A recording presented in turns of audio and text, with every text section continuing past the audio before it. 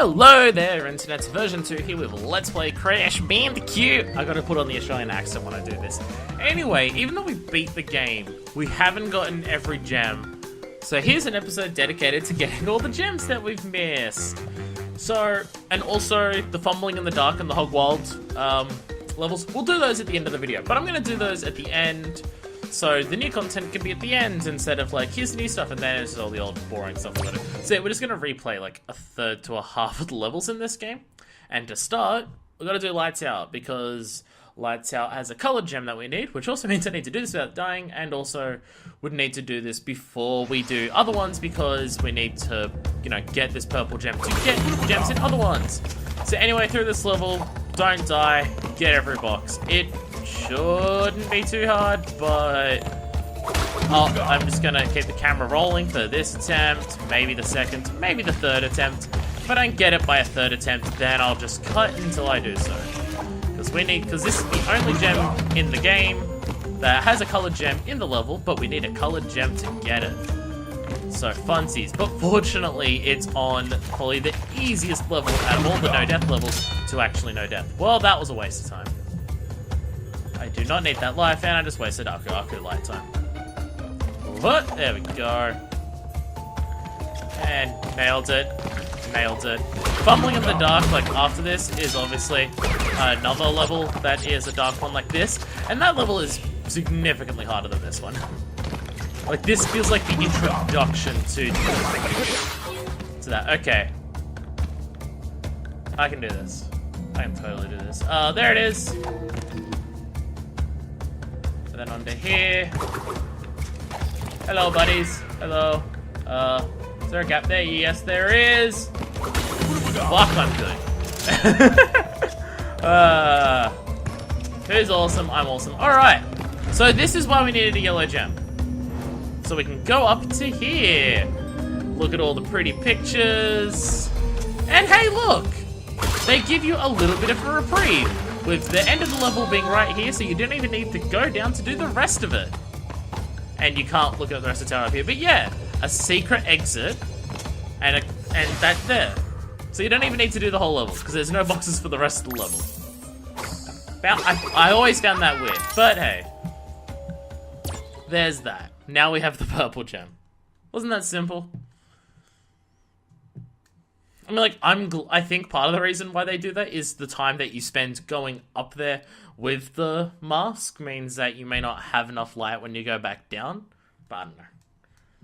But hey, anyway, with that done, now we can go back and we'll start going through all of the levels to get all of the gems that we've missed. And go along all of the gem paths.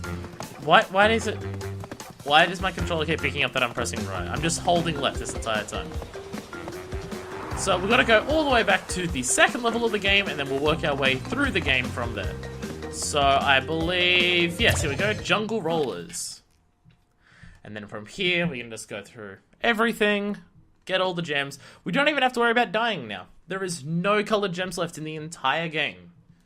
So we're just going to get all the boxes and do all that. So yeah. Let's just redo a bunch of levels that we've already done. This is what I mean about, like, this game has problems. Because it has this. Like, the colored gems and the colored gem paths are a thing in the later games, and you can do it, and it can be fine. Crash 2 actually does it really well. Because part of how Crash 2 does it is the amount of levels that you need to go back and replay is not super high if you do things in a good order. Like, and also the fact that colored gems are available a lot earlier in that game. Like, and this game has 6, I believe. Where does it have? Yeah, so this game has 6 colored gems. Where the next game, Crash 2. Pardon me. Oh god, I'm dying everywhere. In game everywhere. Oh god. Wait, yeah, Crash 2 only has 5 colored gems, so there's less colored gems that you even need. What was I gonna say? Oh yeah, so yeah, it's got the, less color gems that you need. Because there's only 5 of them. By the end of World 2, you can have 3 of them. So they're available a lot sooner. And I believe even the way the game does gem paths is different in that game. I can't because like I played through Crash 2 on my actual save file, but that was a while ago. Haven't done Crash 3 yet. I'm gonna wait until I like start the LP of Crash 2 before I start moving on to Crash 3. Don't want to be that far removed from Crash 3 when I get around to the LP for that. But what was I saying? Oh yeah, I can't remember exactly, but I think the gem routes in Crash 2 even work differently. Like they're not just this. I think they're entirely unique paths. And I don't think they're for getting boxes. I think a bunch of the gem paths in Crash 2 are go down this path. Here is a super difficult path. Get to the end of this path for a bonus gem. And usually, if they have boxes there, I believe the nitro boxes, the ones where you touch and you instantly die, which, now that I think about it, they don't actually exist in this game. But, you can destroy those boxes with a switch in every level that they're in. So you don't even need to go into it, I think.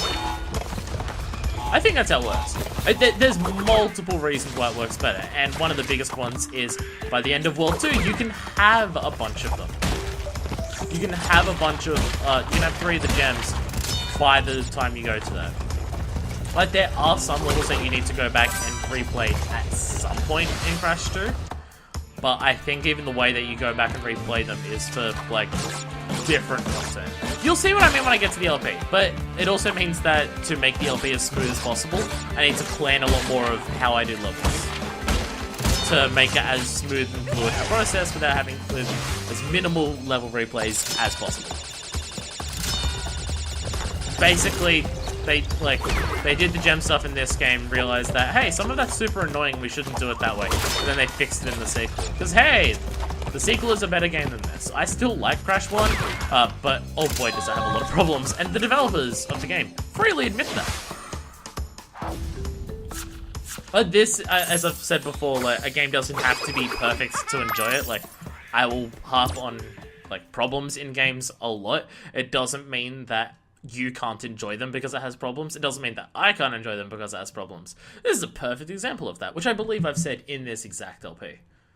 Of this game has a lot of problems, but I still find it fun, and I still enjoy playing it, so, meh.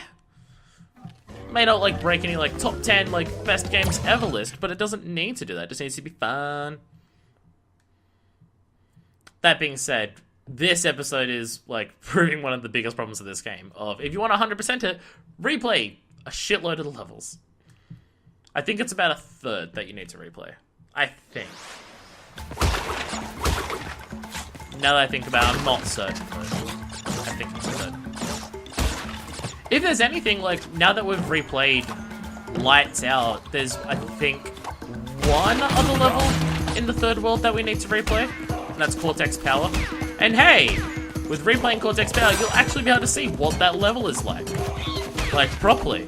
Because it's a level that has multiple paths to it, and it's fucking weird. And you'll actually be able to see that now.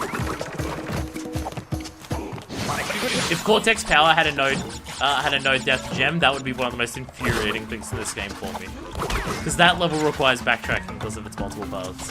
But hey, oh, fuck me. I forgot about that. Let me just die and waste all my Arcus. Oh. Now I'm going to come back without my Arc. Although, the thing that I'm picking up from this is an Arcus. So I'm going to jump on your head. It's so racist. One thing I don't understand about this game is how, like, it's clearly meant to be Australian, cat. Like, it's clearly meant to be an Australian-based game, like the Bandicoots and stuff. And there's a lot of stuff in this game that's just like, they clearly don't know Australia. Like, this stuff here is not Australian. We have native people to this country. They're known as Aboriginals. That, even the way I said that, they're known as, they are Aboriginals. They're natives of the country. Before, you know, all my people came in and killed them all. And, you know, kidnapped them and all the awful, awful things that they did to them. Go watch Rabbit Proof Fence. It's about a giant fence that spans the entire country to keep rabbits out. It's not about that at all. This is not going well. But like, we have Aboriginal culture in this country of the natives who live here, and they have a rich storied culture that they had for like 40,000 years before, you know, I came along. What you're seeing here isn't that. Like, This native level here is nothing like it in any capacity. It's like, yeah, there's natives to Australia, and this is not what their culture is like. They've got an entire thing. Like, fuck. I was meant to jump on those. They've got a whole thing. They've got like a massive backstory of Dreamtime, which is... I don't think it's a religion, but it kind of be classified as the equivalent of a religion. Even saying that alone might be like incredibly insensitive. I'm not super well versed in Aboriginal culture. I apologize to any Aboriginal viewers that I probably don't have, because I don't think I have a viewership in Australia, like, at all. But they've got, let's make this episode about a white guy whose ancestry came to this country before the First Fleet did. The First Fleet is where, like, all the convicts were sent to this country. Like, if people know about the convicts like, history of Australia, that was the First Fleet. And hey, now we get to see more of this level by going over here. That was the First Fleet, where, the British sent all their convicts to this country to, you know, punish them for stealing bread. That's the First Fleet. My ancestry goes back where they came here, where my white ancestry comes here before the First Fleet. So, let's make this episode about someone who is that white. Try and explain about Aboriginal culture, because there's no way this can go wrong. I'm not going to get into specifics because I don't know specifics, which I probably should. But, oh hey, also this. Yeah. Oh, can you not go? Oh, is this not the one where you go further? There's one where there's a box hidden behind that. At some point, I don't remember if it's this level or the other gate level. Maybe I've already done it in the other gate level, but there's a level where you gotta go behind the wall like that to get a box, and it's sick-ish. But I don't remember if that's this level or not. I'm starting to think it's not. Maybe. I have no idea. No, I think it's here. Yeah. Yeah. Look at us go. All these apples. Yeah. And when you get to here, it's fuck you, I guess. So yeah, there's that one hidden box there, which, fuck. Was there any boxes along this path that I skipped or not? Screw you, monkey. Oh right, yeah, you gotta break this. So you do have to go through the level to get all the boxes, because you need to break that. Dick move. But, basically, yeah, there's an Aboriginal idea referred to as the Dreamtime, and it's basically origins of life, the Earth, the planet, and everything like that. Like, their explanation of how, like, reality came into existence, different, like, how the lands, came into existence, and the animals and their relationship with each other, and humans and everything like that. And it's actually a really fascinating story. I mean, obviously, as like as a person who I am, I don't believe any of it is based in like scientific reality. But I say the same thing about all religions, so it's nothing specific against like them. It's just any non-scientific explanation is not based in reality. But that doesn't mean that it still doesn't have importance to those people, because one big part of Aboriginal culture is the land being a big part of the world. And I don't know if it's specifically the idea of the land is a living organism along like the same as animals. I don't remember if that's a part of it, because again, this is half-baked knowledge from like year 9 history classes.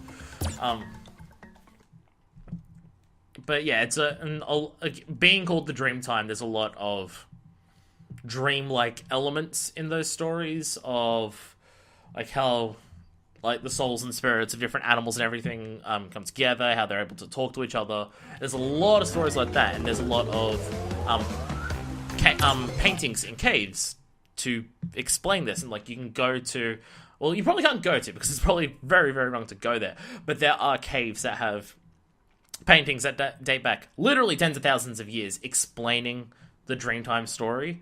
And Aboriginal cave painting is like fascinating to look at. Like, I'm not going to go into details because it's a super long thing, but how Aboriginal cave painting, like from a technical perspective of how it's done, and like the ideas behind painting it, it's like if you look up Aboriginal painting style, you can see a lot of paintings. They've got a very, very distinctive style. A lot of their painting is done in dots. So instead of like painting a big, large painting of like large brushstrokes, they make a painting out of a series of dots and like put a dot, dot, dot, dot, and like to create pictures and do different colors. They're thought to be some of, like, out of all cultures, everywhere, they're thought to be some of the oldest paintings. And like the way, like, the colors that they use are your yellows, your blacks, your oranges, reds, because, like, a lot of Aboriginal culture back then, a lot of it was in what is colloquially referred to in Australia as the outback, which is red desert, basically. like red, brown deserts, and they managed to make paintings out of, like, the different, like, dirt, soils, and plants that they had, and did that. But, like, as I've said, I'm by far the worst person to be giving the explanations of how Aboriginal, like, culture is and its specifics and how it's all done, but I can definitely confirm that it is a super fascinating topic.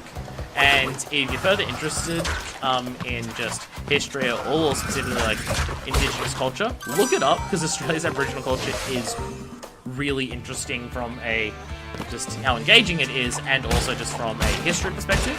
Because again, they are thought to be one of the oldest cultures in the entire planet. Like, I believe that like Aboriginal like evidence of Aboriginal tribes and like their paintings and everything, I believe they go back as far, like the oldest that we can date is 40,000 years.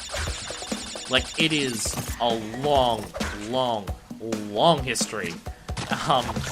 And the nature and the wildlife of the of like the entire planet or Australia. I'm sounding like an American saying that Australia's the only thing. Oh, I was meant to jump there. I thought this moved closer. No. Yeah, so they're being one of the oldest cultures on the entire planet. There's a lot of, like, history perspective of, like, what humans were like then. And also just that Aboriginal culture being able to exist in Australia for as long as it did, and having pretty much next to no negative effects on, like, the environment in any capacity. Because a big part of Aboriginal culture, like a lot of native cultures that aren't, that aren't shitty white people, a lot of sustainability and connectedness with the planet, believing that the planet is a living organism, don't take advantage of it, and also you need to survive, so don't ruin it. So there's a lot of Aboriginal culture of sustainable approach to things, like only kill things if you're gonna eat them, like live off the land in ways that doesn't damage the land. I believe a lot of Aboriginal culture is also very nomadic, but I'm not 1,000% certain of that, in terms of don't live in one spot for too long, or you'll inevitably use too many resources in that place and you'll start destroying the land. But yeah, look into it. If you're interested at all in any type of Indigenous culture or history in any capacity, look up Australian Indigenous culture, because it is super fascinating to look up. And then if you're interested in just realizing the absolute depths of human depravity and awfulness, then look up what white people did to Aboriginals when they came here. Because fuck, that's bad. Like, really bad. Like, obviously it's bad everywhere. America and the Native Americans and Mexico and the Mayans and the Mayans or Incas in like Mexico and South America that the Spanish came and killed. I'm now realizing I don't know that, and I feel like a dick again. I've missed that embryo token so many times when I was a kid. Oh, nailed it. So like, yeah, they're like people coming in and invading a country and basically, this is ours now. You made this, I made this. Got eaten. And then I got the mask back. Hey. Hoping there's no boxes up there above those sides here. So, like, they're all bad, obviously. But Australia has, like, specific ways that it's bad. Like, as, again, agriculture does. A lot of, oh boy. And also, ours is the most recent. Like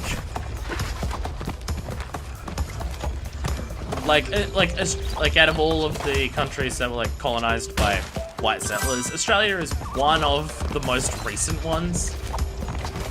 Like, White Australia is a policy that actually existed in this country in terms of the name of a policy that actually got enacted in Parliament, but also it like officially formed Australia as like white government country. Oh, that is bad timing. In 1901, specifically January 1st, 1901. So at the very start of that is when like our government that we currently have was officially created. So it is super recent, and with the startings of the government, it's the start of a lot of awful things. And again, incredibly recent. I mean, as in most places, that level of recent goes to now, where it's still happening.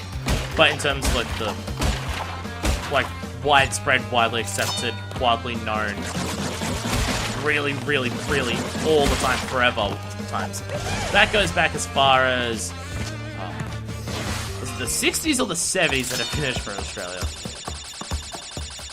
There's this concept in Australia referred to as the stolen generation. And no, Lyle Sheldon, it's not the idea of gay couples getting married and raising kids are going to ruin children. Because that's an actual argument that is happening in this country right now with a vote on whether gay people should be human or not going around. But the idea of stolen generation is basically up until that thing that exploded, I'm guessing that had an embryo token in there. God damn it. Alright.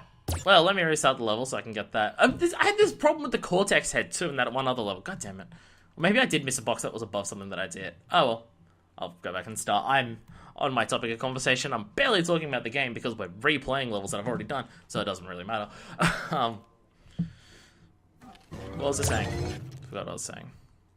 Right, stolen generations. It's pretty much the concept that Aboriginal children, up until I believe the 60s or 70s, on an official basis, it's still happening now, because people are awful, but on like an official widespread like basis where it was documented full on like policy, like the big times when it happens, is the concept of white people going into Aboriginal families and kidnapping their children and trying to raise them to be like white people. And yeah, that's fucked. Because obviously, and when I say kidnap, I mean that in every sense of the term. Like, go into their houses, like sometimes in the middle of the night, sometimes just in the middle of the day, and just grab the kids and just take them, like without any prior warning or consent or anything. Just go in and just take them. And yeah. Okay, so that's just... No, it's not above that. So where the fuck did I miss the head then? Where did I miss the embryo head? Shit. Is it one of these? It's that, that's what it is. God damn it. God damn it. Knew this level would fuck me. But yeah, it's the idea of just, going into Aboriginal families, kidnapping their children, and putting them into, like, schools and families to try and basically raise them to be white. So the whole idea of Aboriginal people are a disease, and the way that they're raising their kids is wrong and will harm the children, despite the fact that they've been living here for literally tens of thousands of years. Like, no. And just, yeah, that happening on a widespread scale. And because of absolute zero record keeping or anything, there's a lot of kids who have now grown up who are a part of that, who have absolutely no idea who their birth parents are or any family relation that they have at all to anyone, because they were just taken when they were kids, like raised by white people, and then when the white people said maybe we shouldn't do this and like let them go free into just not helping them at all and just saying, hey, go, bye, and not providing any assistance in finding out who their families were or anything like that. So yeah, a lot of them just had absolutely no fucking clue who their families are. It's great.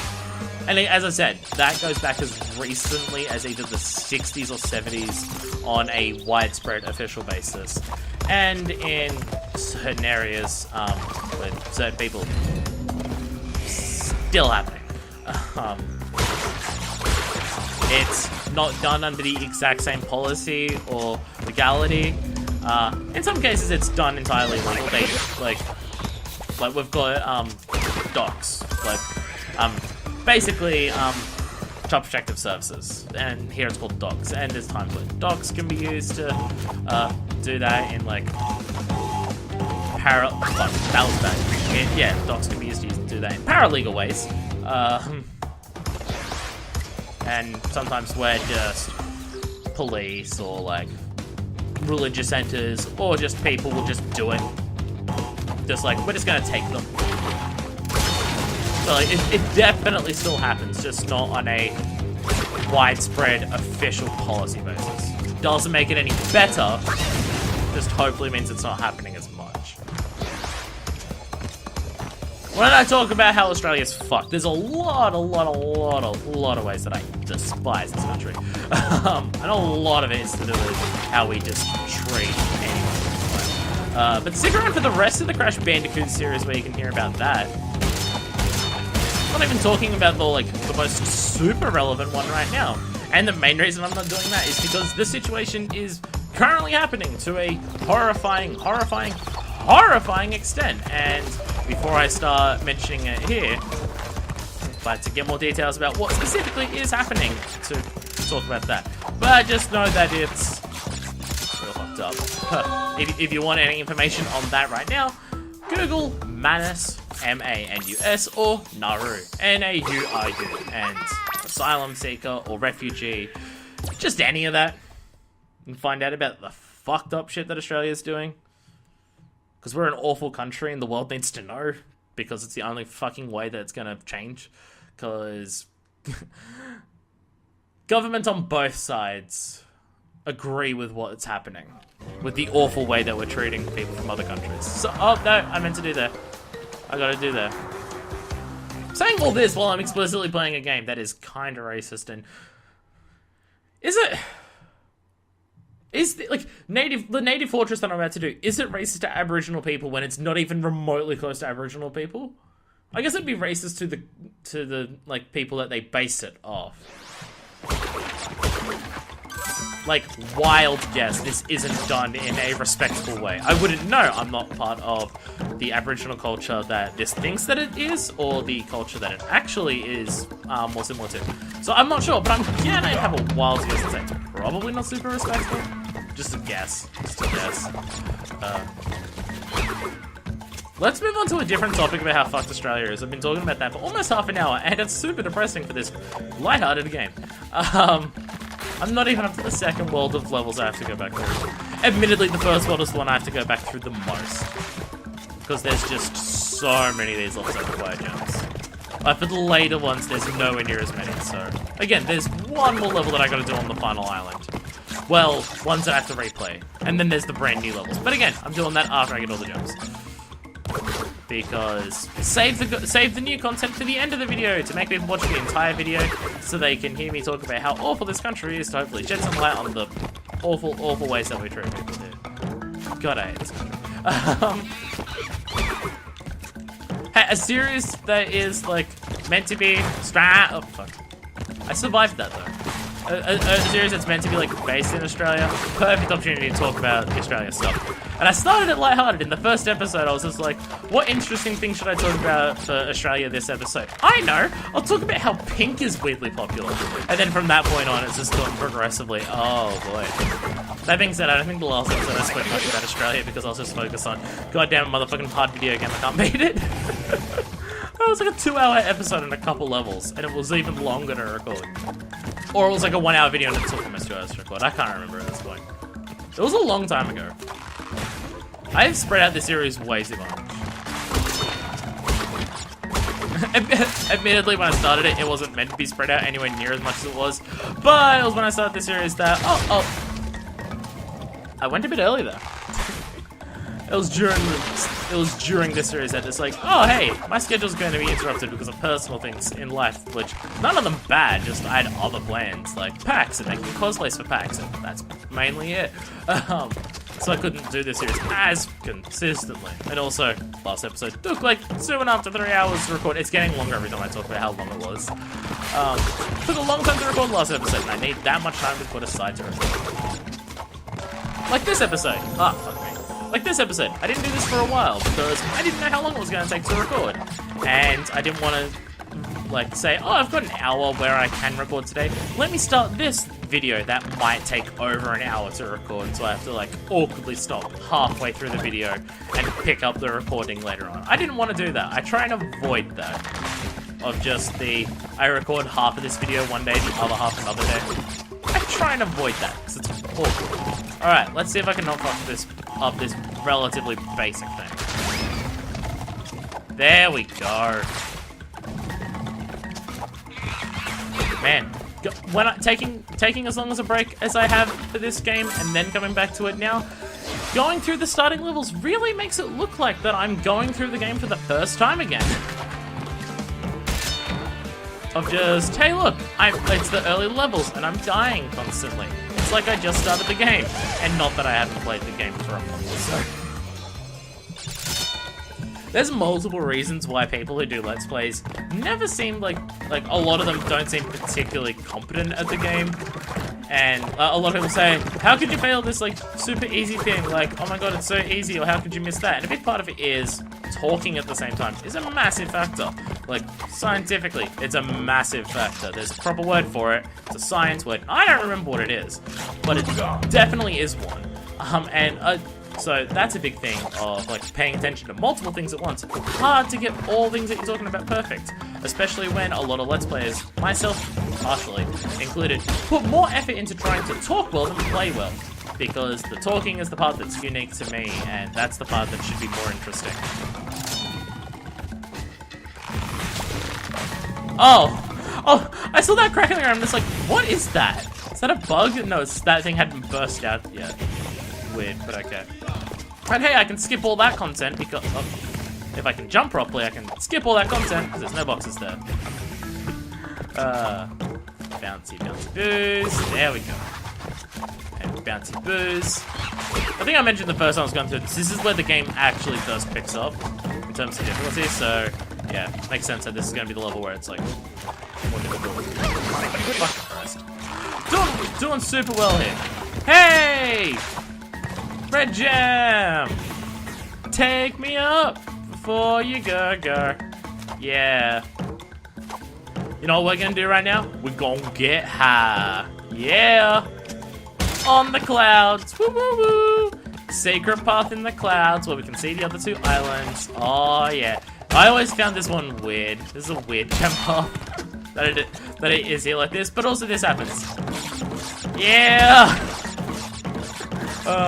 It's also when I first started playing through the N-Sane trilogy. The box up there just bouncing like, look at the live box go.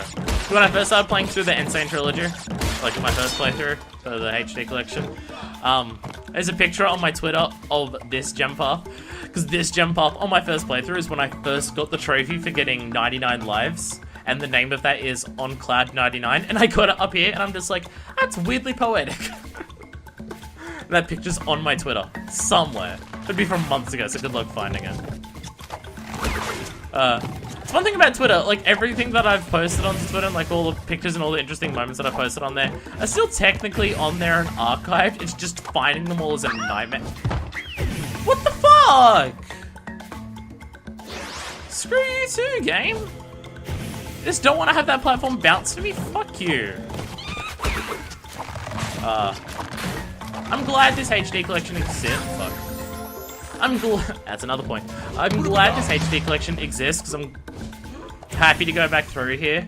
And the graphics are pretty, like, this is one of the HD remakes where, hey, they actually made the game look better, as opposed to certain HD remakes where, like, they upscale, like, the texture quality and, like, outputs at a higher resolution. But the game does not look better. Cough, cough. Oddworld, new and tasty. The HD remake of Oddworld Abe's Odyssey.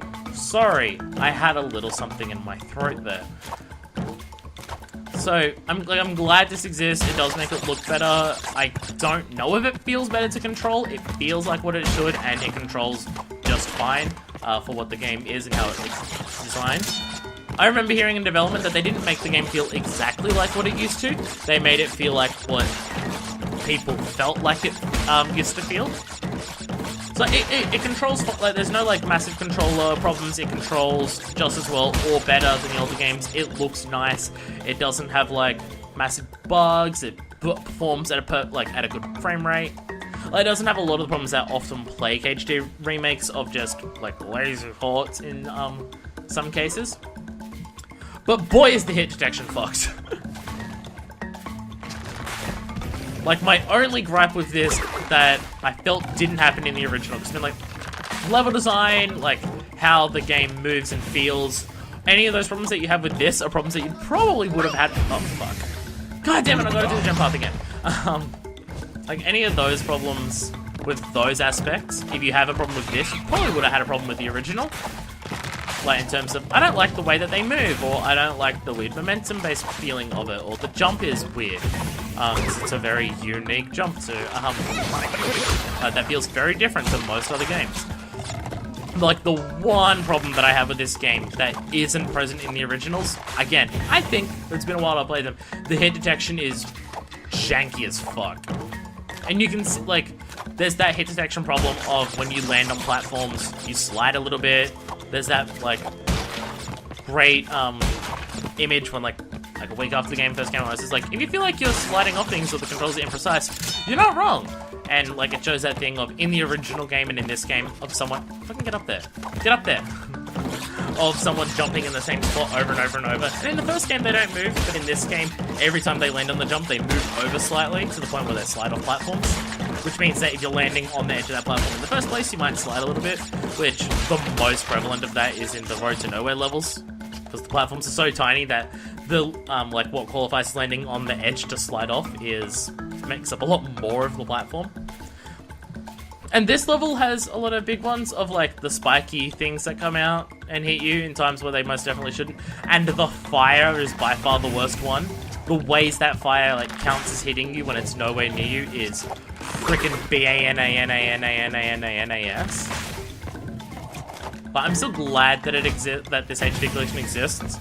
If I had to choose between playing this or the originals, what I'm doing right now, like, I'm playing this instead of the originals for an LP. Like, I always wanted to LP the Crash Bandicoot games. I just wasn't sure when I'd get around to it. And then this happened, and I'm just like, I guess I can do it now, because fuck yeah. But I'd still choose to play this over the originals. I think this game has enough improvements to be worthwhile playing over the originals, but boy, I wish they'd fix the hit detection. And the problem is, they'll never patch it. At this point, it's way too far from release, so they won't. But even at the start, like, a lot of people said to Activision or whoever was, like, working on it, it's just like, hey, the hit detection is shonky, can you fix it? And they turned around and released a statement saying, we believe that the hit detection is perfectly fine, so we will not do anything to address it. And I'm just like, I can't tell whether you believe that or you don't want to pay people to fix it. I can't tell. But, again, I still definitely prefer this over playing the originals. Also, it's ported out through HDMI, which means I can record it, and it's on a modern console, which means I can play it, because I don't have an old PS1, and I don't have that any of that stuff. So, hey, I can play this version at all. But even if I had a PS1 and stuff, and I was able to record a PS1, I'd still choose to do this version over the originals. I just want them to fix the hit detection. And it will be a while before people can emulate PS4s and, like, get ISOs from PS4s accurately enough so they can mod this to fix it. Like, people can go back and mod the shit out of the original Crash game if they want to, or, like, access debug and stuff if they want to, if they have the time to do it. It's gonna take a while before they can do that with this to fix the hit detection, so... And honestly, they probably won't. I feel like mods of the original games to make them look like this would happen before they started patching this. Having said, one thing I just noticed then is the physics on the breaking bridge parts actually exist. When that...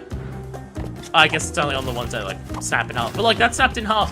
And, like, the little bits of it that came flying off, like... Actually, like they're actually landing on things. Like, they're actually, like, collide... Oh, sometimes they are. I definitely saw one bounce off the ropes of the bridge, so hey. Actually, that's physics. That feels unnecessary, but hey.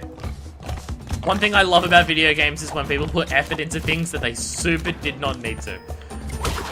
I mean, reasons like that can be why games get delayed and they cost a lot more, and crunch exists, but I feel like crunch is more so for, we need to get this game fixed and we're terrible at planning, rather than a crunch, because you need to add tiny little details that no one will care about. Oh, I should not have run that out. Okay. Wait! Fuck. Oh, also, how many gem paths that are in this game that are just like tiny little side diversions of just like, here's a room with a couple boxes and nothing else. Like the gem paths in this game are also not interesting, where the gem paths in the next game are actually interesting. Like as I said, sometimes the gem paths in Crash 2 are entirely separate, like long sections of like difficult, like extra interesting parts. Like this, I'm gonna go here, and it's just these boxes, which this is one of the more interesting examples of the boxes, because it's just like there's an actual thing here. It's not just a room with boxes. It's like stuff is happening here, and it's weird, but stuff is happening.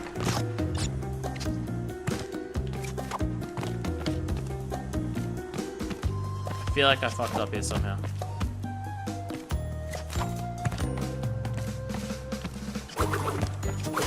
It's gonna hit that.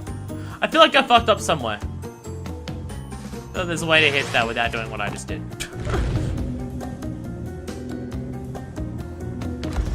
No, I can't remember how to do this. So this has something to it.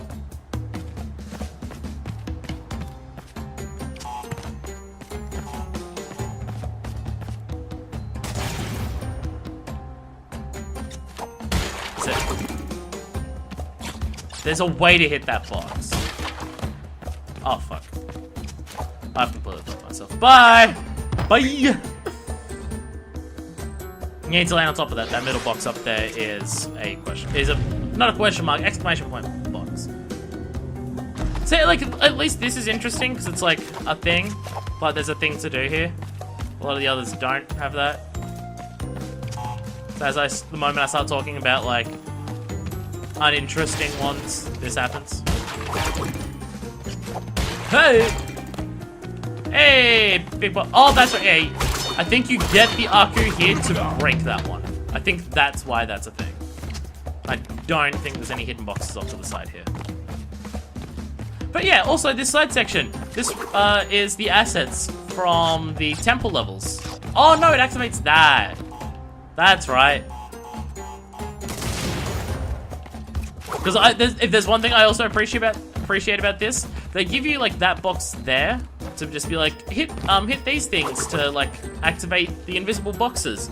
But then there's invisible boxes here that don't have outlines at all. So you've just got to use deduction to work out that box up there is an exclamation point box, because why else would they cover it? So that's an interesting side room. It's not like a giant path, but they've done something with it. Unlike the one in Light Tower, it's just like, take it up, and hey, there's the end of the level. Or, the one that was in one of the previous ones, where it's like, take it down into the pit, and there's like 6 boxes at the end of the pit, and just do that. And I guess there's that one that's in, Jaws of Darkness? Where the blue path is like jumping across multiple... Did I break another box? Like, what, a checkpoint box? Like, after the red gem. Now I'm worried that I don't have the things from the red gem, because I thought it was next to the checkpoint. But was it back that way? That just feels like 2 incredibly close checkpoints. Unless that checkpoint is there for that red gem path, so if you fuck it up, you don't have to replay a bunch. Because you can fuck it up quite easily. I hope I get to the end of the level and I'm not missing boxes, is basically what I'm trying to get at. Yeah, there's that one in Jaws of Darkness where, for the blue gem, where it's like jump across a bunch of the blue gem things all in a row, like make all those precise jumps, and then like go further to get around to the other side. But that has an actual jump path. There's just also a lot of jump paths in this that aren't interesting. Like they're just there to say, replay the level to get all the stuff, and nothing else. But that's more so the issue that I have with gem piles in this game. Is that a lot of them are just, like, yeah, all the gems right at the end of the game, and it's just a way to say, hey, go back and replay, like, the earlier levels to add more content to the game, to add more length, to 100%ing it. Where in the second game, they feel, like, more fluidly designed into the main thing of the game, to just, like, getting these, gem piles, like, unlocks new content in different levels. Like, going to the gem piles in these levels, like, takes me to new, interesting level designs. Like, I believe a lot of the gem piles in the next game are, like, actually interesting. Like, they're actually, like, more difficult than the base game. Oh, hey, also, they used this trick again. Okay, there's not 2 there. Shit. Okay.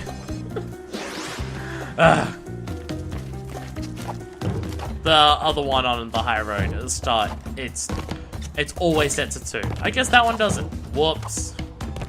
God damn it. I'm doing really well. For a video that's just going back and replaying old content, sure I'm dying a lot on the old content that I'm replaying. Doing really well here. Can I blame it on playing Odyssey so I'm used to different physics in games? Can I do that? It's what I'm going to do. Like, you're not gonna stop doing it, but... So now they're 2. Also, fuck this shit. Just while we're at it, fuck this shit. Hold on a second, where is it? Oh, good, I don't have to go back. I was worried I have to go back. But no, they've given me another one here. Hey. And hey, yeah, 2 separate gem piles in this level. Both of them red, though, so you don't need 2 different gems.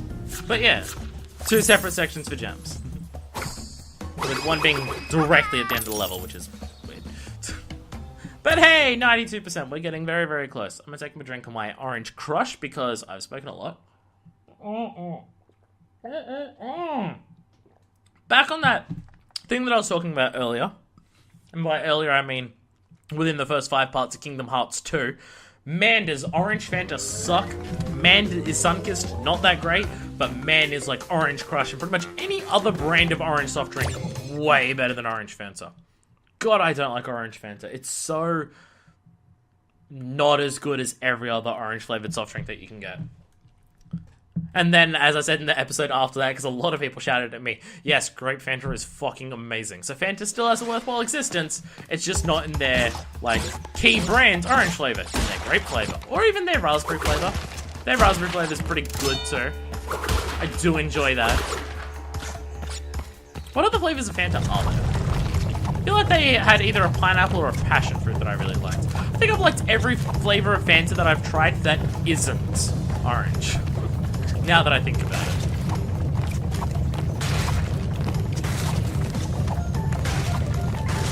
Random idea, but I was gonna say random, but it's what we're currently playing, as opposed to every other topic that I've had this video, which is specifically about stuff that we're not playing, except for when I've been talking about the Gem Pass, because that's what we're doing. Did Crash games...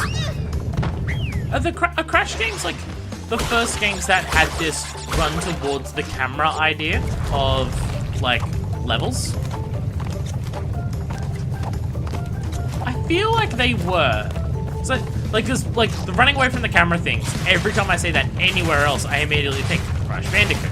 I don't know if they started it or if they just popularized it.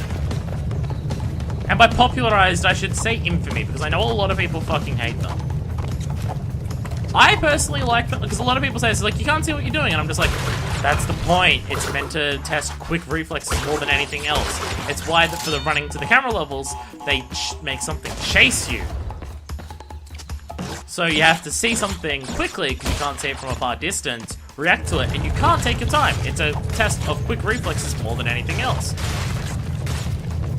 Which is also why the levels don't usually require as much precision as others, and like a lot of things are usually in a line and it's just moving slightly left or right when you do it, and just holding jump, like, is usually the key to making most jumps, because they're just testing reflexes, not precision.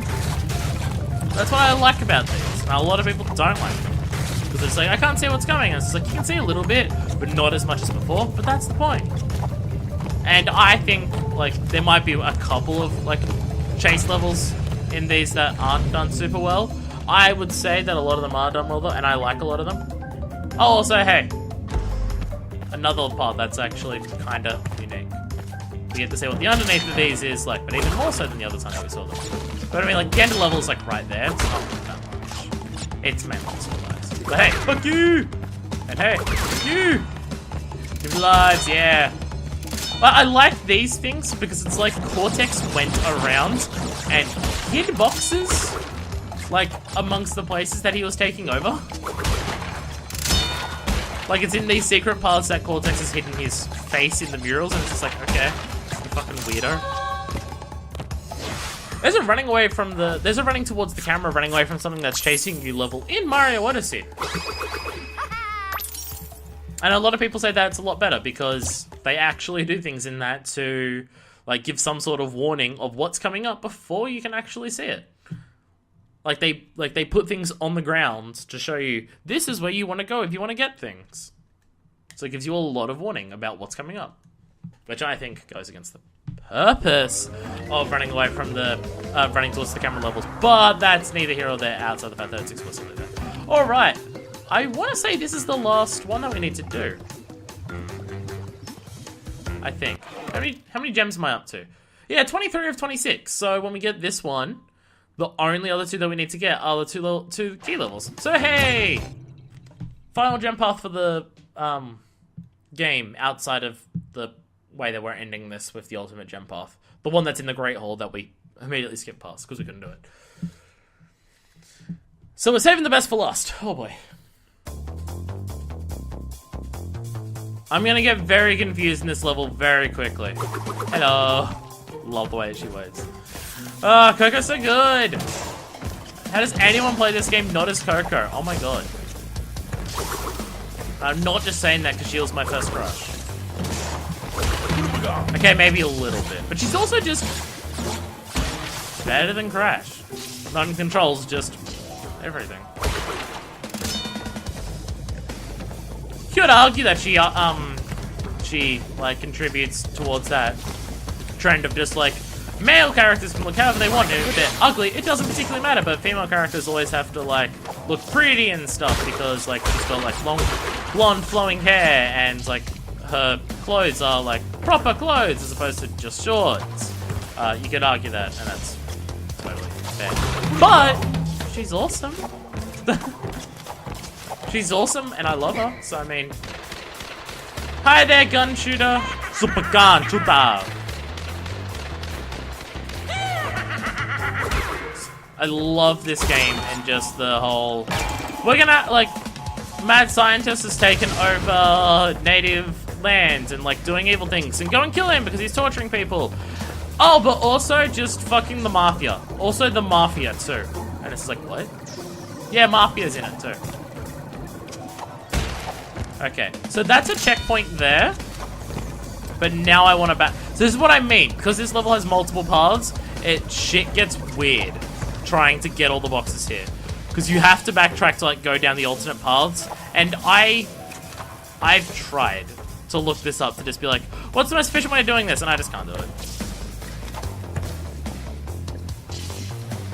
So like my plan is to just I go for the whole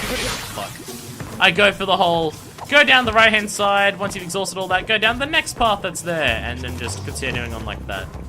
I just go from one side to the other. And I choose the right side first because it's easier. Because the left side is the one that has the jump path on it. Really? Really? Fuck, I'm so far back. So it's the idea of just like, do you want to get that checkpoint like now after you've cleared out this path so you don't have to clear out this path again? Or do you want to get it later after you've cleared out like all the other paths and stuff? 100%ing this level is checkpoint management. This level's fucking weird, is what I'm trying to get at. And also try not get electrified by those electricity things by standing on the platforms that I'm meant to stand on. And I know you need to hit that. I don't remember why. I don't remember what boxes it makes appear, but it makes something appear. So you need to do it, but I don't remember what. Okay, don't stand on the pipes to get electrocuted. Or jump on the pipes that are painful. Don't do that either. It's also a bad. You want to talk about running towards the camera? Shit. Fucking, what am I doing right now? Running at the camera. Oh, I didn't go down the other part. Oh, fucking, I know I'm gonna go back. There's like a couple boxes to the left that was up there that I gotta get to. Alright, stand in here as much as we can. Run up. That looks like it's gonna hit me. And also, this one's not a dead end! But the other one was, I'm gonna get to the end of this level, not have every box, and I'm gonna hit myself. There's the blue gem. Hi, blue gem. I forget if the checkpoint's up here or not. I forget if this leads back to where I was, where that checkpoint is. Because if it does, then I want to get it now. Yeah, it does. So that's the checkpoint there. See, I don't even know if you need to go all the way back to the start to go up there, because I don't know if there's boxes on that path. But I don't remember, which is the main thing. So, out of paranoia, I do it. Okay. Was there boxes here? I think it was just that one that was there next to that, but I want to check. So no, that just leads to there. Okay. So we should be on good track.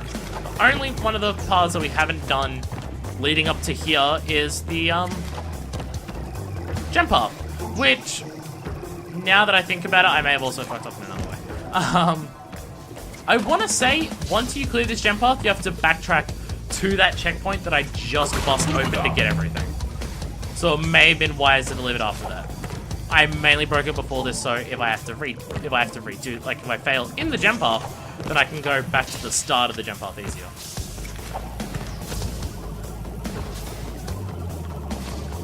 Don't gonna worry about getting all the other things, just break it all. Let it all break. Scream, boom! There we go. This level makes me incredibly paranoid. I'm gonna miss shit all the time. Because fuck. There's a lot of shit going on here. There we go. Okay, the jump path's not too bad. But see, now I'm pretty sure I have to backtrack to that checkpoint that I just got, because I believe there's boxes here. And even if there isn't, I have to check. If I get to the checkpoint, there's no boxes, then hey, if I die, then I know I don't need to do this. No, see, there is boxes right here. And again, I don't know if there's any further back, so let's go back to the checkpoint to check. Point. Fuck me. And no, that's the checkpoint, so it's just those two there. If I die again, that's where I have to go to. Just to those two boxes in that, and then I can move on from there. Because there's definitely boxes in the gem path, because it's that bridge. This level is this level brings out my paranoia. This is the level that brings out, it's just like, fuck, did I check everything? And I'm so unsure of myself all the time.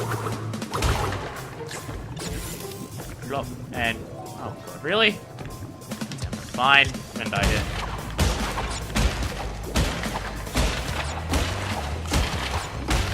Yay! Hey, I actually got them all! That wasn't as bad as I was expecting. Yay! Out of all the levels to do with jump paths, that's the most interesting one. It requires going everywhere. Like, there is definitely super efficient ways to go about doing all of that in terms of you don't need to backtrack in, like, every direction as much as what I did. I just do it because I don't remember where all the boxes are, so just to make sure I get them all, do all that. So with that, that is all of the gem paths outside of the ultimate gem path now completed.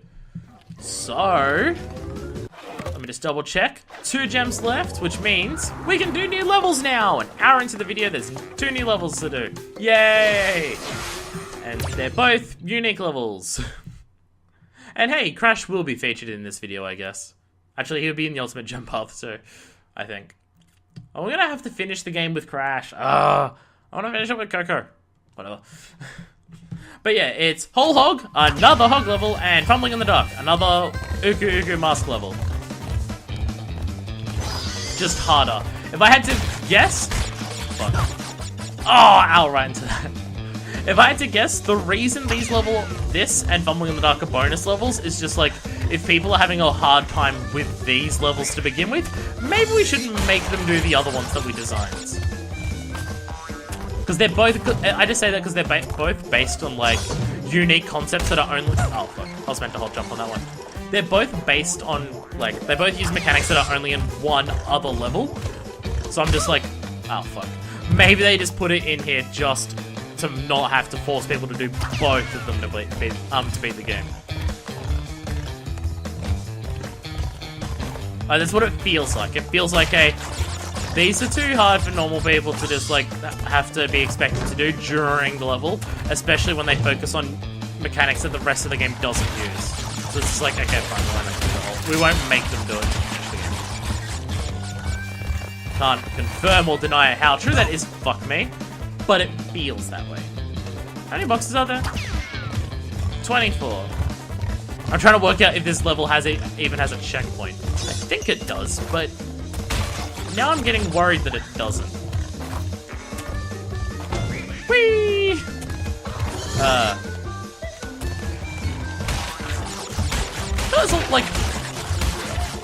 Like, there's two defining types of levels in Crash that people are the most familiar with, and they both involve, like, essentially auto-scrolling. There's this, which is, like, auto-run level to beat, which has been used a bunch of times in Crash games and other games, and the run towards the camera running away from something. Like, they're both essentially, like, auto-scrollers just manifesting themselves in two different ways and in opposite directions. And they're, like, the two most, like, defining things that people know about Crash. But the rest of their normal levels are just like, yeah, whatever. But it's these two that stand out as being very Crash-like. Which again makes me ask the question, are these, like, these levels and the run towards camera levels, did Crash start these or not? I don't know my history of, like, 3D platformers well enough to know that. Because this would have been early in 3D platformers, but there was other ones too. I'm fairly certain Spyro came before this. Like, at least the first game. I feel like it would have had to. I don't know. Point is now is that people know them as Crash levels. To the point where when Crash gets put into Skylanders and Crash has, like, his own adventure pack in Skylanders based on him, there's an entire, like, side section level that's based on jumping on an animal and, like, it running through the level and you controlling left and right. And I believe there's also a part of that which is running towards the camera. I believe both of those two concepts are the two side things that it uses in that. Oh, also, this level does this. Just fuck you, I guess. And then it does this. It's really fuck you. Yeah, they're hidden behind the start. For some reason, this game loves doing, like, there's a couple levels where there's stuff hiding behind you at the start, and they're also, like, fairly awkward and difficult platforming for both of them. One is jumping on invisible, like, tiny platforms, and that one's jumping around something. That's a secret technique. If you fuck up, jump onto the side. But yeah, like, as I said, the two secret levels are based on concepts that they had before, and just like, hey, if they're too difficult, don't make them play them. Oh, also, I'm glad that the game auto-switched me back to Coco. I didn't actually check that, because the last level was mandatory Crash. I didn't check if I was going to get Coco again or not. But thank you, it did auto-switch back to Coco. So thank you. I get to enjoy this last level as Coco. Before we have to, you know, be Crash to beat the game. Jumpies, jumpies, jumpies! And jumpies! And jumpies! Yeah. Look at me do it. I'm doing the thing. I don't even know if you can stand on that long enough for that to come by. You might have to jump onto the side if you, like, go instantly.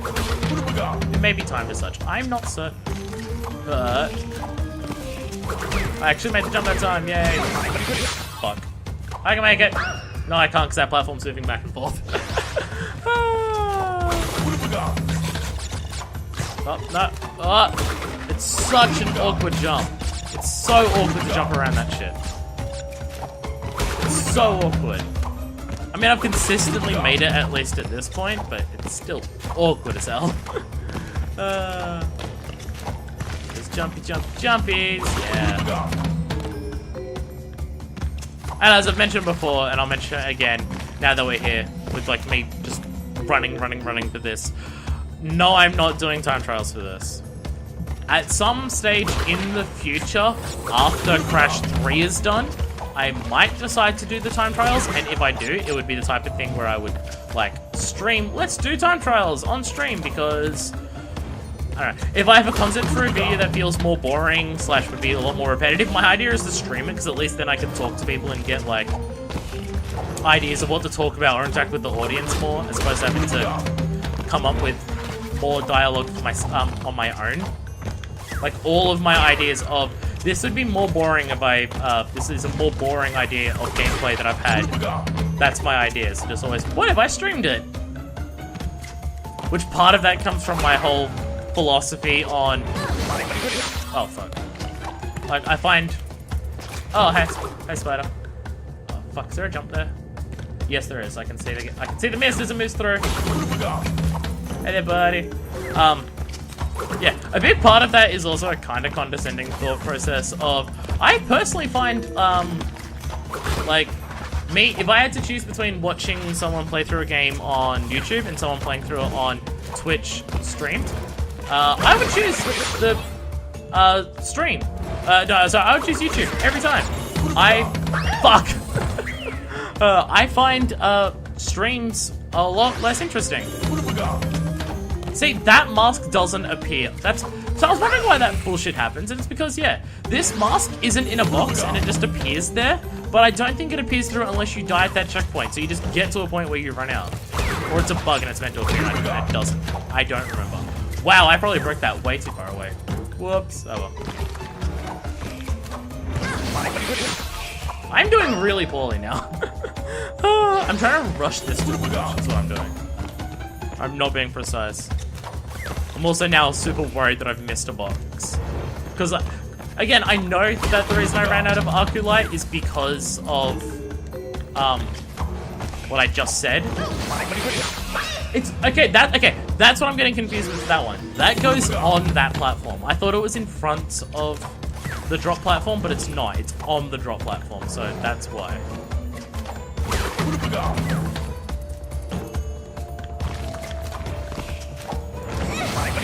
Fuck, I keep making the same mistake. Those are on the, I keep jumping to them thinking that they're before the jump platform, so I'm timing it as if I'm gonna jump around it, then land on the platform, instead of, no, I'm landing on the platform where those things are. Now I'm just fucking up. Okay, I gotta pay attention. I'd shut up, but I just mentioned how I find streaming less interesting than YouTube. And a big part of that is, and it might be just the streamers that I've seen, or maybe it's just the... Fuck, I did it again. I'm forgetting. I'm forgetting that it's that one. I keep thinking it's after that, but it's not. But just the streamers that... It might be just the fact that any stream that I've tuned into has just been those particular ones, or maybe it is just the whole thing. People seem to talk less on Twitch than on YouTube. Like, when I watch Let's Plays on YouTube, people are usually pretty consistently talking, and so I do have all the boxes. I just gotta get to the end of the damn level. People seem to be talking fairly consistently, and, like, constantly having, like, topics of conversation to do. And then on Twitch, it's just, there's a lot less talking. Like, talking seems to be a lot less frequent, it seems to be a lot more just, like guttural reactions to what's happening in the game. There seems to be, and again, part of it, I'll say, I just think it might be just be the people that I've watched on Twitch have been like that. But then I think, no, there are people who I watch on YouTube who are constantly talking, constantly like keep up like a flow, a narrative, like a conversation with themselves consistently. Hey, ultimate gem path unlocked. But then when they get to Twitch, they stop talking as much. I don't know what it is about Twitch and streams. It's just every time that I've seen a Twitch stream, people seem to be talking a lot less and a lot less interestingly than they do on YouTube. I don't know why that is. Maybe it's because streams are like super long, so they don't talk as much. But fuck. Like, I feel like if I did a stream, I would try and stream the exact same way that I record. Like talking just as much, just maybe responding to people talking before then. So yeah. Anyway. With all of that done, let's move on to the warning, warning, new challenger approaching.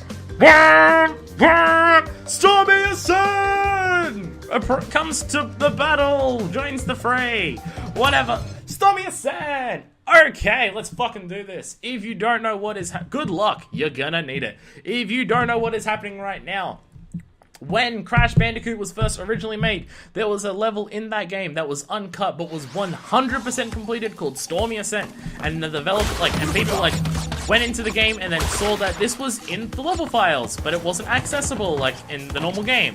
And it's like, there's this level and it doesn't seem like it's unfinished. It seems like it's in, there's other unfinished levels in the game. And it's just like, there's other unfinished levels in the game, so it's fair that they're not in there. But Stormy Ascent seems finished.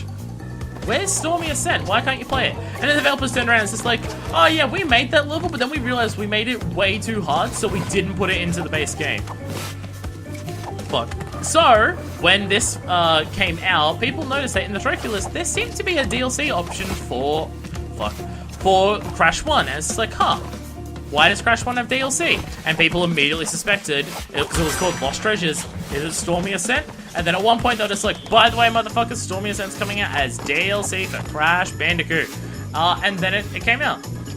So this is a level that was originally in Crash Bandicoot, but was cut for being too difficult. I have played it.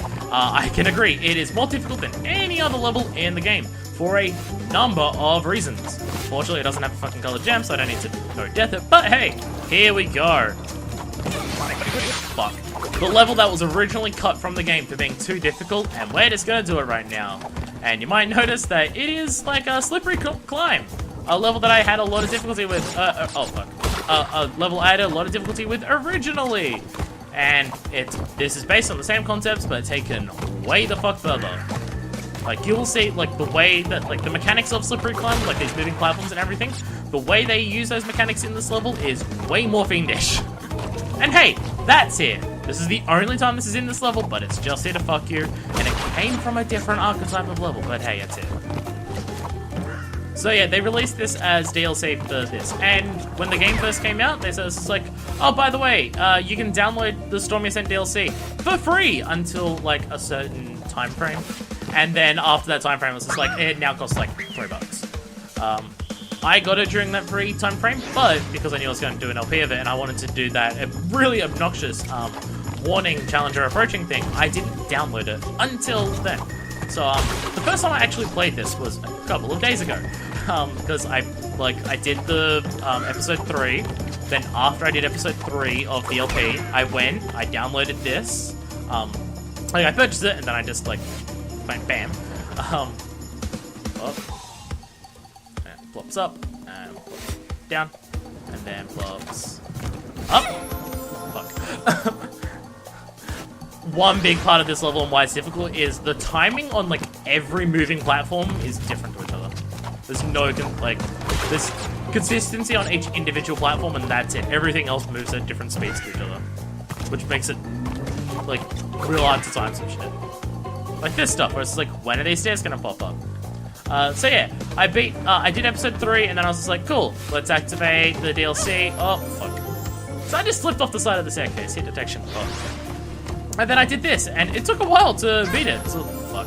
It took a while to beat it, because it was the first time that I played it. And I was just like, damn, that's quite tough. And I'm gonna have to do that on LP, so I'm just redoing this level that I did a couple days ago again. But hey, it's a good way to finish this LP. I was a bit worried about the lackluster ending to this LP. It's we beat Cortex and we got another episode of just doing bonus levels, of going back to gems. Which is partially why, I decided to do those bonus levels in this episode instead of this, so there was at least some new levels for this. And then it was oh, I can do Stormy Ascent at the end of the DLC episode, so, at the end of the Gem Pub episode. So yeah, when I was first coming up with the idea of this LP, I was just well, I have to have, the last episode just be getting all the gem stuff, but for an end to an LP, it's lackluster, because, I mean, it's just redone levels. And then it's just well, no, I can do those 2 key levels then. And then it's just oh, they've announced Stormy Ascent DLC. Let's do that instead. Oh, like that shit, and there's spikes, so you can't go all the way around on all sides, and it's just this level is a really good evolution on Slippery Climb. It has the mechanics of Slippery Climb, and they just take it up to a very different extent. Okay, ready? Go. Oh no, it's this. That's right.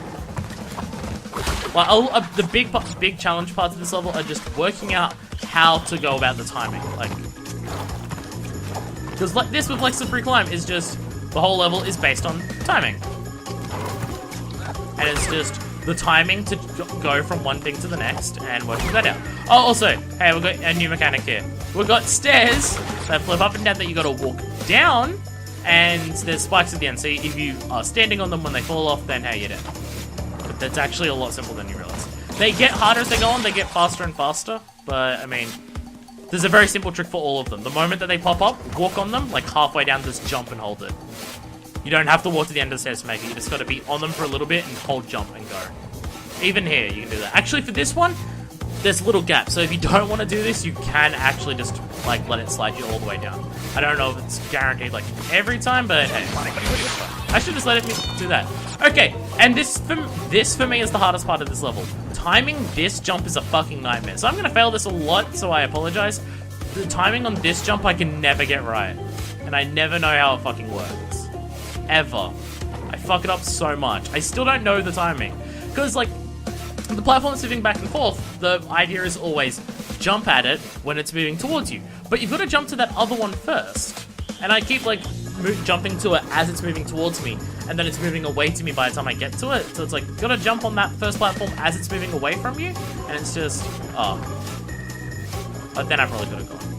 This one I'll be able to do. There we go. Just got to wait it out. And then you just get this, which this is like, again, it's timing and knowing where things are going to be when you're jumping towards them. Like, it's like, this is a very difficult level. It's also one of my favorite levels in the game. Because everything is just based on timing. Just time it right and like, see what's moving, work out the timing of how it's going, and then jump to it when it's going to, like, jump to where it's going to be at the right time. And I really like the level for that reason. Oh, also, this bonus level. So, hey! That fucking jump was evil. Then hit this. I tried to complete this level a lot and I forgot to hit that, and I was an idiot. So hit that. So I know you'll want to hit that. And this part, another, oh. I'm not going to get there. Another evil part. So bounce, bounce, bounce, bounce. Problem is that those boxes up the top there, really tall. You can't jump from that TNT on top of that tower if you don't break multiple boxes on there, so you gotta jump. And then break, break, break, fuck! I jumped on the bottom one too much. But you have to spin to hit that top box to break it, so you can break off some of the ones at the top without, like, spinning too late, so you hit the one beneath you, and without jumping on that, and without, like, mistiming anytime you jump on that bottom one. Like, I find this, like, a lot of parts of this level are just using, oh, I need the momentum from that first jump to make it. But there's a lot of ways that this level does tricks where it's just, it all comes down to knowing what's gonna happen, like, seeing the timing of things, and, like, reacting to where it's going to be, not where it currently is. It's Space Invaders, but a 2D platformer.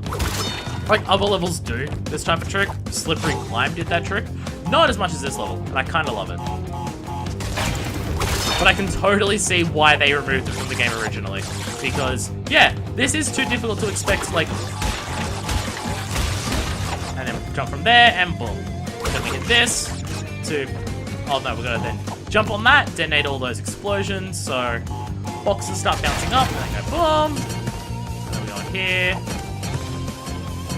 And then we gotta go hurt! And then jump onto this, to go over to here, and lives. And then jump away again, because it's TNT. There is also a life box on top of that TNT, but I don't risk getting that, because I'm also maxed out on lives. Well, not at this point, because I've died so many times. But hey, that's that bonus level. Oh, also, there is trophies for this DLC. There's 2 trophies for it. One is getting the gem, and one is getting, like, the gold relic. So just beating it on its own rewards you absolutely nothing. You have to get the gem for it. Which, none of the boxes are particularly hidden. Like, most of the boxes are just in these little spots like that. The main thing is just, you're gonna have to do the embryo shit too. And hey, another thing of timing. Every second one of these platforms is the ones that he'll throw stuff onto. Like, it's a lot of that. It's a lot of timing, like knowing what's gonna happen when. There is nothing over that other side. I don't know why it exists, but it just goes up here. And then, like, it divides into 2 sections here, but again, I don't know why. There's, like, no difference between the 2 sides. Not even different anyway. Okay, I think I've ruined the timing a bit on this. Again, because it's the HD port, like, these these things are meant to be moving in exact opposition to each other. But because of the way I, like, loaded them in, by the way I moved the camera, they're not doing that now. Like, they're meant to be moving exact opposite to each other. Like, exact in sync opposite to each other. That being said, I think it kind of fixed itself when I just let it sit there. But yeah, that happens, so... yeah. You notice that in Slippery Climb, and we're noticing it here. So these are moving just fine. Also, this part is a bitch. I love this part, but fuck, it's damn. You'll see why. Okay. Yeah, fuck. Oh, fuck. Yeah, make big jumps up there, because if you walk to the edge of the platform and jump, you're gonna you're gonna hit a spike thing. Yeah, see? So you gotta jump, like, from the middle of the platform and high, but fast. Like, this level is evil, and I kinda love it. Like, this level is... like, it's more difficult than every other level in the game. Definitely. It's completely fair the way that it is. Like, because for pretty much everything, you can see what's going to happen before you start it or fuck with it. So now... they're a little bit off. They're not off by enough for it to matter. Like, for the most part, you can see what's happening. Like, most parts of the level give you the opportunity to rest, wait, see what's gonna happen, account for it, and then do it. Like, the one exception is this, but you can see the shadows of the spikes up there. You can see that that one's moving up there, so you know it's a jump back and forth, back and forth, back and forth, and you can see the spikes up there. I mean, that's like the most react as you see it type of thing in this whole level. This slight level.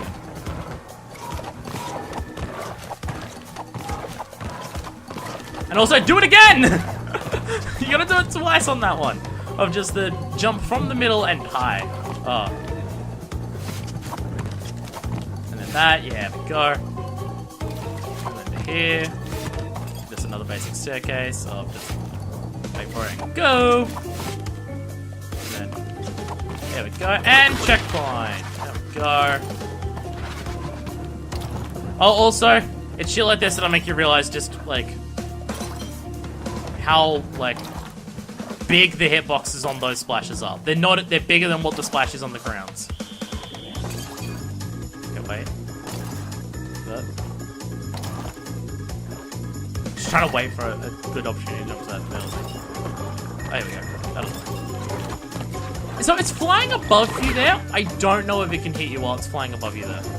I think it can, like if you jump into it too high, but I don't know for certain. Whee! Oh, also this level is also incredibly long. Like it's not just like harder than the other levels of the game. It's also incredibly long. Oh, also look at this shit. Because again, fuck you.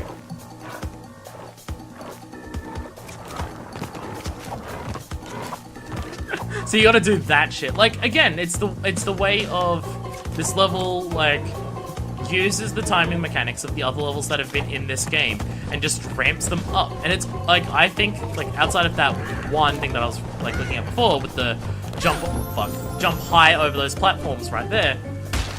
For the most part, it's pretty damn fair about it. It gives you enough warning about everything that you can like see the timing of everything and like really like beat in on what the timing is and what you have to do before you need to attempt it. Like, for the way that this game controls and the way that it is and everything, I think this is, like, a very good example of just, like, how to ramp up this game's, like, difficulty up to its higher levels. But, no, it wasn't too slow. Fuck! That was just rushing. It's, like, I think this is, like, focusing on, like, the timing and everything is a good way of ramping this game up, because precision is like alright in this game, but it's by no means its strong suit. But like the strong part about like what defines how like Coco, like how Coco moves and like how their jumps are and everything is momentum. Momentum is the big defining part of how like Coco moves. So the best way to like test your ability of how well can you control a character who has a lot of momentum is something that is very timing based, because it means that you need to get the timing down right when you first attempt it, because if you fuck up the timing, your momentum doesn't allow you to like as easily fix it.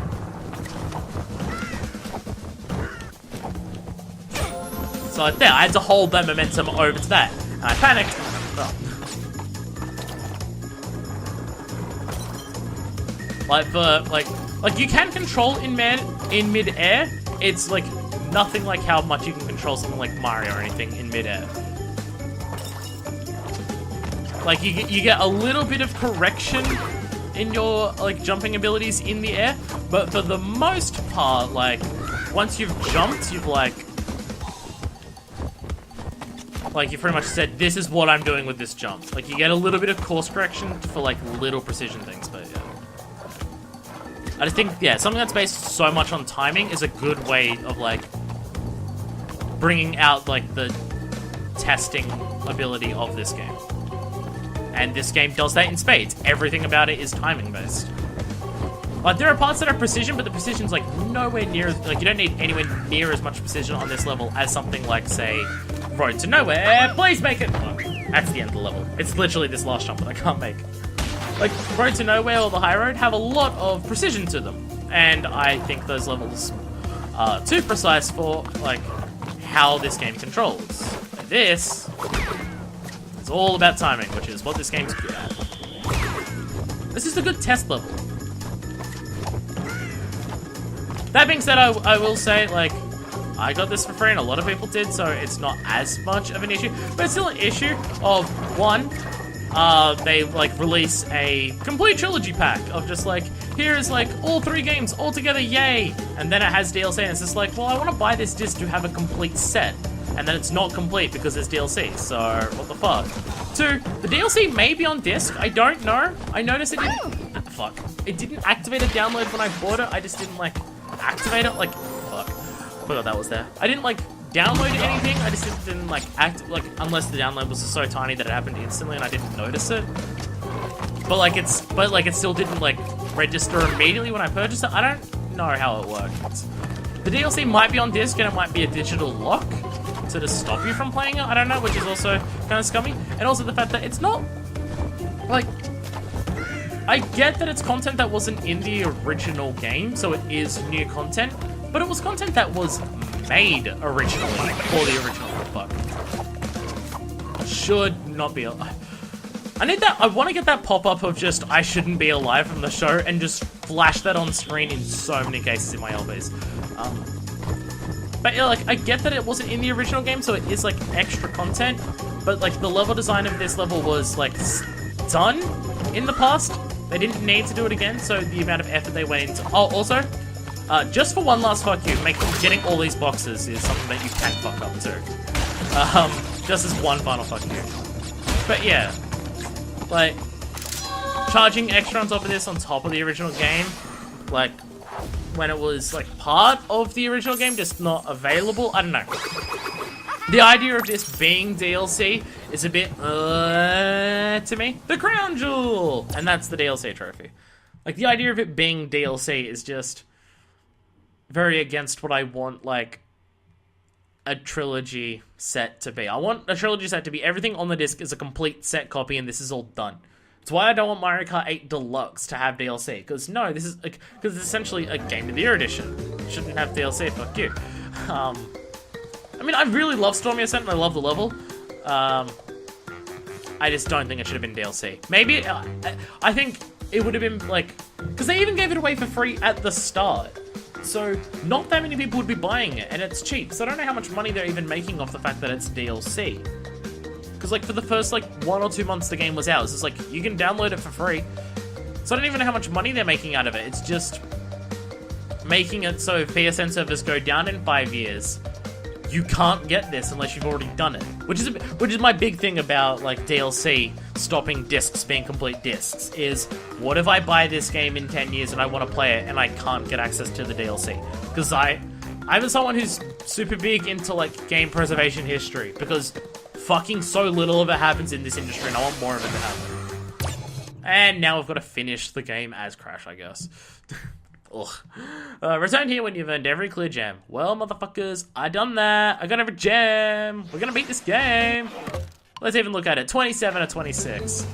Went the extra mile. So let's beat this game.